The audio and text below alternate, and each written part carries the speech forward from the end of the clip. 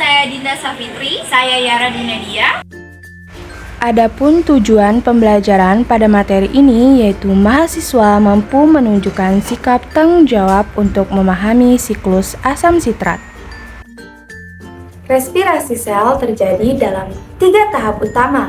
Pertama, molekul bahan bakar glukosa, asam lemak, dan beberapa asam amino dioksidasi untuk menghasilkan fragmen 2 karbon dalam bentuk gugus asetil dari asetil koenzim A.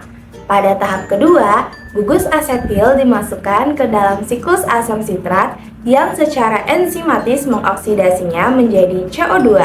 Energi yang dilepaskan disimpan dalam pembawa elektron tereduksi NADH dan FADH2. Pada tahap ketiga respirasi, koenzim ini sendiri teroksidasi melepaskan proton dan elektron.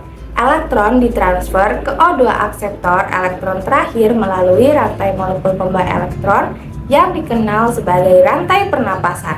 Selama transfer elektron, sejumlah besar energi yang dilepaskan disimpan dalam bentuk ATP melalui proses yang disebut fosforilasi oksidatif. Berikut adalah alat dan bahan yang digunakan dalam pembuatan proyek. Adapun prosedur yang dilakukan untuk membuat proyek, yang pertama, cari dan pahamilah mengenai materi siklus asam sitrat. Kedua, jelaskan materi dan videokan penjelasan tersebut.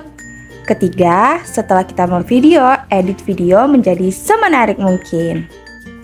Dalam organisme aerobik, glukosa dan gula lainnya, asam lemak, dan sebagian besar asam amino akhirnya dioksidasi menjadi CO2 dan H2O melalui siklus asam sitrat dan rantai pernapasan.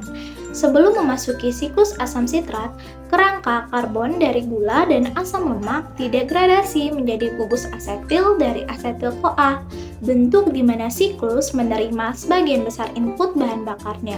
Reaksi siklus asam sitrat adalah sebagai berikut. Yang pertama, pengenalan 2 karbon sebagai asetil-CoA.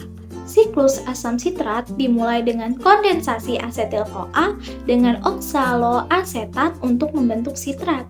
Kedua, sitrat diisomerisasi untuk membentuk alkohol sekunder yang mudah teroksidasi.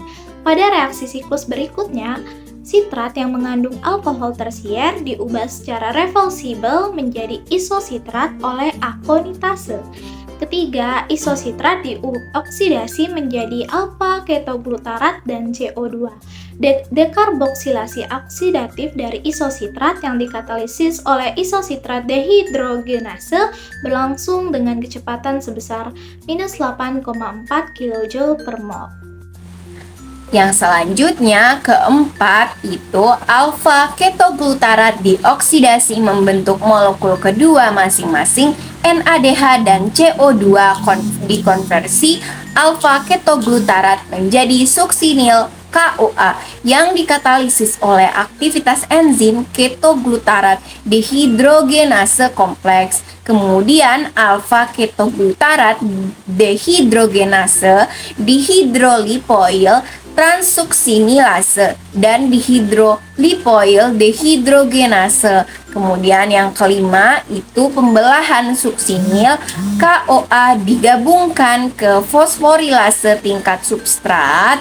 Suksinil KOA ini mengandung ikatan tioester dengan energi bebas nilai hidrolisis atau delta G O aksen sebesar negatif 36 kJ per mol. Kemudian pemutusan ikatan energi tinggi suksinil KOA untuk membentuk suksinat merupakan reaksi reversibel yang dikatalisis oleh suksinil KOA sintase atau juga disebut dengan suksinat tiokinase. Yang keenam itu molekul 4 karbon suksinat dioksidasi untuk membentuk fumarat dan FADH2.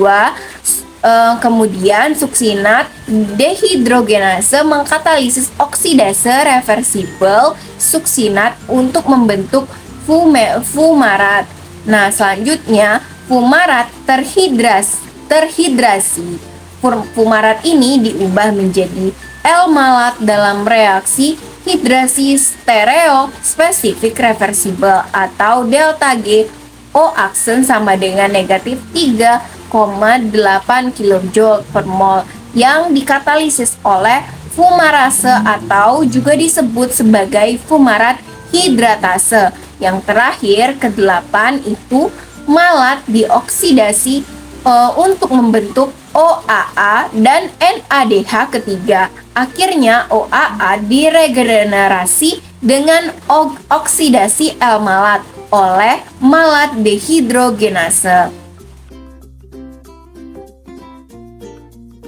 Sekian video dari kami ucapkan terima kasih. Wassalamualaikum warahmatullahi wabarakatuh.